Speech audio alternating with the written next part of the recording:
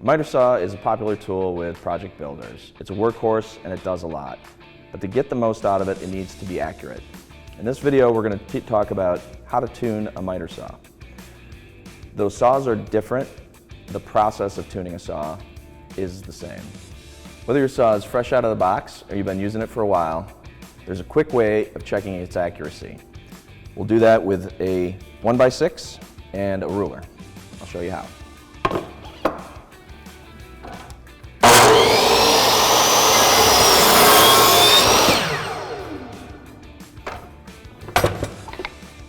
Make a cross cut, flip one of the boards and put them back together,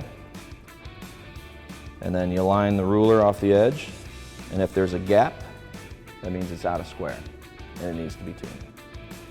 To tune your saw for accuracy, you need to have accurate tools. And these are a few that we'll be using when we do our tuning. This one is a aluminum framing square, pretty common, they're fairly affordable. We'll use an 18-inch metal ruler, and then a couple sizes of a combination square. This is a 6-inch and this is a 12-inch. Nice thing about these is you can check both for 90 degrees and for 45. First thing we want to do is unplug our saw. First thing I want to talk about is a little bit about the anatomy of a saw. A couple of the important parts. This is the miter scale, and this is, for this particular saw, the primary way that we will square the fence to the blade. A couple other points. These are positive stops. This one here is for 90, obviously. And then this one, as I loosen the bevel angle, is the positive stop for the 45. One of the first things to do is, before we start adjusting, is to clean off your saw. Sometimes you can get sawdust buildup on your positive stops that register an incorrect angle, and if you clean those off and recheck your saw, a lot of times it'll register correctly. Another component to check for accuracy, or that might contribute to the inaccuracy of a miter saw, is the blade. In this example, the blade, our blade is actually brand new, so we don't have any issues with it. But sometimes if you have teeth that are damaged, or excessive wear or pitch buildup on the blade, that can contribute to inaccurate angles. So starting the tuning process, I like to start out by checking the tabletop. I do that using just a flat metal ruler. Now if it shows any gaps in the tabletop, then that's an issue with it being completely flat. Most saws nowadays are really finely machined and it's not an issue to worry about. If you have a new saw that has gaps in your tabletop, I would recommend contacting the manufacturer. Next thing I want to check is the squareness of the blade to the fence. And to do that, I'll set the saw in its locked down position.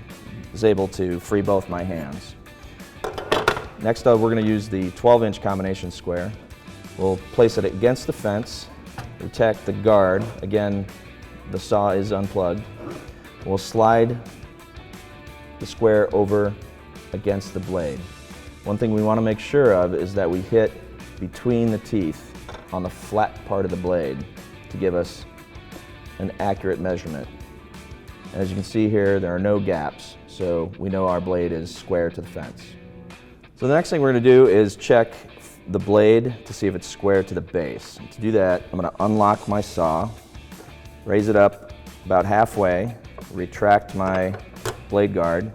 And for this one, we're going to use our 6-inch square. Place it flat on the base. Again, set it between the teeth, up against the saw. And then I'm going to use my flashlight to shine light from the back to see if there are any gaps. And it is tight against the blade, so we are 90 degrees to the base. So we've verified that our blade is square to our base as well as to the fence. But if they weren't, this is how you make the adjustments. I'll release my lock. This is our angle plate, and there are 3 screws that release the plate for adjustments. you can see these notches here. These are called detents, and they're at common angles. 45, 0, 22.5, and so on. So what we would do is loosen all three, bring it back to 90 degrees, and then go through the process again, double checking our blade, and then slightly tapping left or right to get an accurate 90-degree reading. The next thing we'll do is we'll check for 45. What I'm going to do is I'll take the head off of my square and we'll use the 45-degree measurement. I'll slide my bevel angle over to 45 degrees and drop my blade down.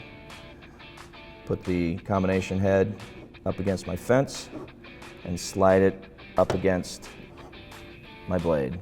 Make sure you get it between the teeth, and you can see that this is at 45 degrees. Again, if you needed to make changes, you'd unscrew those 3 screws, adjust the plate slightly to make sure you read at 45, and then take it back to 90 and into the detent, and double check your 90 again when you put your blade back in your combination square. So earlier we checked our blade for 90 against the base, and that's our bevel adjustment. To make those adjustments, if it were out of alignment, we use these 2 knobs. This is the 90-degree bevel adjustment, and this is the 45. So the first thing I want to do, if we need to adjust these, is loosen the bevel lock, which is back here, and you can see the head moves now. And I'll bring it, put it into 90-degree position, double check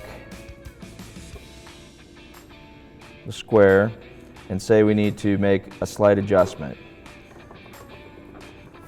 I'll use a wrench and either loosen or tighten to raise or lower that bolt, which creates that stop position. And the same goes for 45.